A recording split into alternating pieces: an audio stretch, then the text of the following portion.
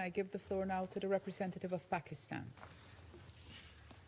Thank you, Madam President.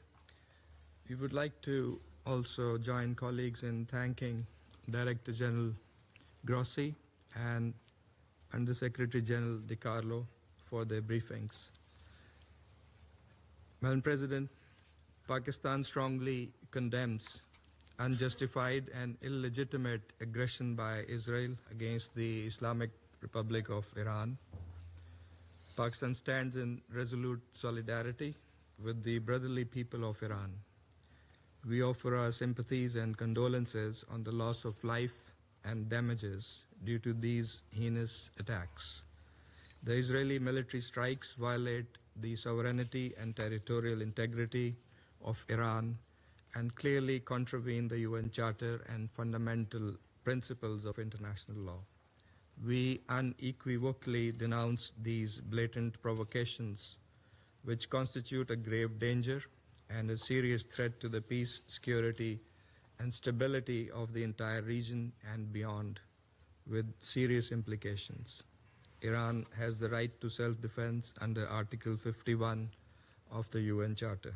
Madam President, these attacks follow a dangerous pattern of Israeli irresponsible conduct marked by ongoing military operations in Gaza and repeated cross-border strikes in Syria, Lebanon, and Yemen, demonstrating a consistent and deliberate disregard for international norms.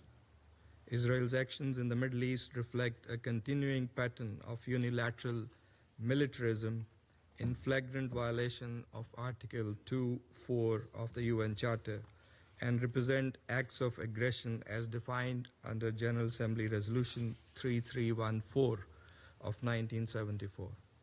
Israel's serial breaches of sovereignty normalize impunity, erode the authority of the United Nations, and gravely undermine the international order.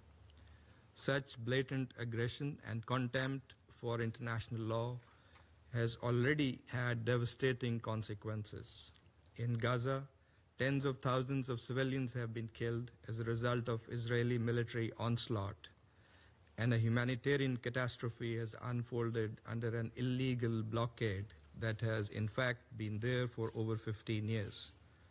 In Syria, Yemen, and Lebanon, Israeli airstrikes have repeatedly targeted sovereign territory, undermining regional stability and exacerbating tensions. The fact that these attacks against Iran have happened in the middle of a negotiations process aimed at finding a peaceful diplomatic solution to the Iranian nuclear issue makes it all the more morally repugnant and against international norms. These actions risk eroding the trust and sanctity of the negotiations process, so crucial for the peaceful settlement of these issues. Madam President, Pakistan reaffirms its support for the resolution of the Iranian nuclear issue through peaceful means, diplomatic engagement, and sustained dialogue. The JCPOA was an outcome of painstaking and arduous yet constructive negotiations. It charted a roadmap to comprehensively address the concerns of the parties involved by clearly defining their relevant obligations and responsibilities. The illegal use of force against Iran and the ensuing situation are likely to frustrate the ongoing diplomatic efforts and could destabilize a region that is already under very severe stress. The ongoing diplomatic contacts to reach a negotiated deal and other endeavors to promote regional peace and security must not be allowed to be appended. It is highly regrettable that these attacks have happened when the IAEA was continuing its verification activities in Iran. Such actions threaten the IAEA's technical work, which should be supported and not disrupted. Israel has violated international law, IAEA statute, and several IAEA resolutions by attacking the IAEA safeguarded facilities. In addition to serious violation of international law, these attacks risk setting a dangerous negative precedent and pose a grave threat to safety of populations in the region and around the globe. Pakistan, as an immediate neighbor of Iran, is therefore seriously concerned.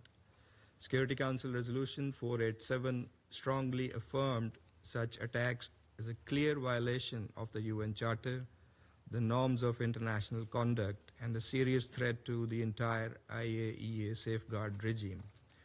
We call on all parties, Madam President, to fulfill their respective obligations and responsibilities and avoid escalation. Even in these testing times, diplomatic engagement and dialogue must be prioritized. Clearly, the international community is in favor of peace and stability in the region.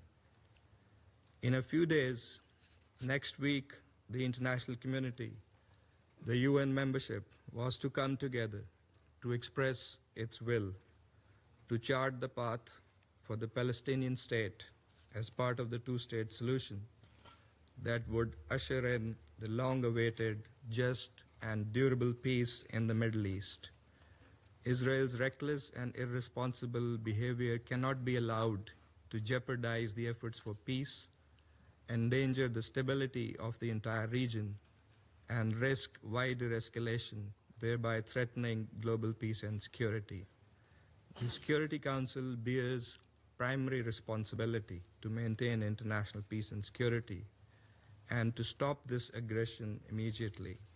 It must hold the aggressor accountable for its actions. This Council must deny Israel the free hand and the impunity with which it continues to operate in defiance of international law and international opinion. It is also our collective responsibility to reject any notions by anyone, anywhere, that seek to distort, misuse, and abuse the right of self-defense in violation of international law and the UN Charter. Finally, this Council must collectively muster the courage to take positions and adopt decisions that are in full conformity with the Charter of the United Nations.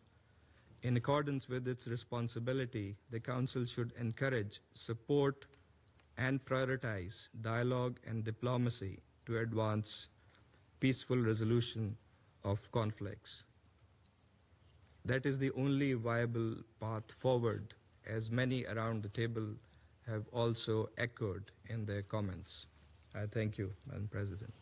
I thank the representative of Pakistan for his statement.